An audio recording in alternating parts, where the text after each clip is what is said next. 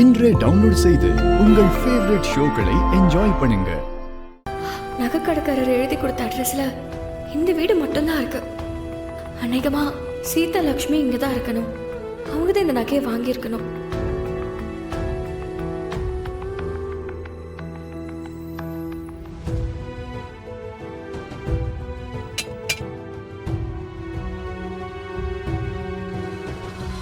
சொல்லுங்கம்மா.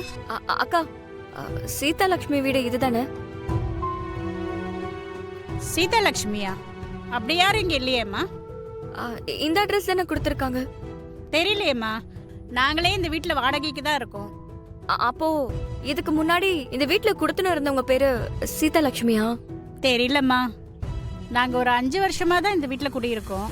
இதுக்கு முன்னாடி யார் இந்த வீட்டை வச்சிருந்தா, யார் குடியிருந்தா, இதெல்லாம் எங்களுக்கு தெரியாதும்மா.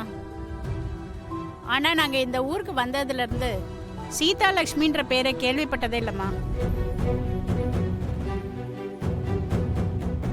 சரிக்கா, வர.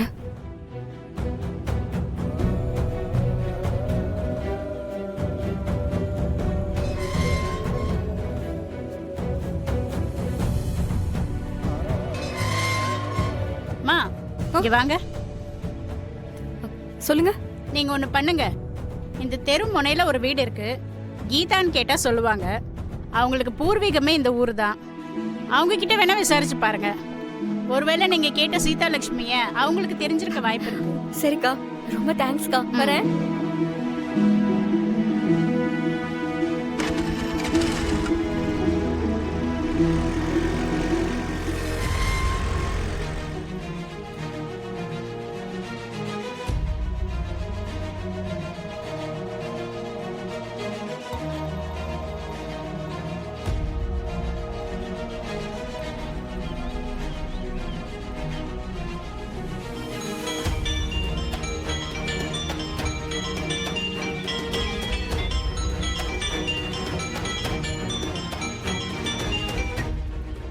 சொல்லியா?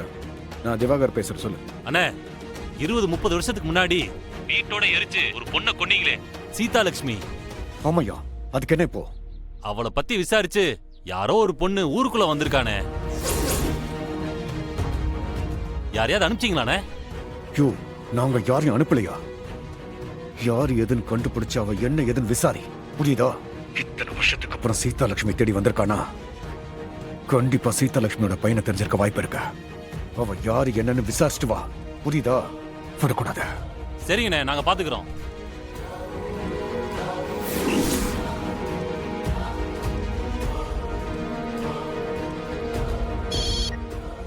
சொல்லுங்கண்ணே.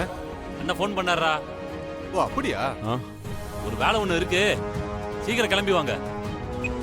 டேய், அண்ணா வேலை சொல்லியிருக்காரு. வாங்கடா. டேய் வாங்கடா.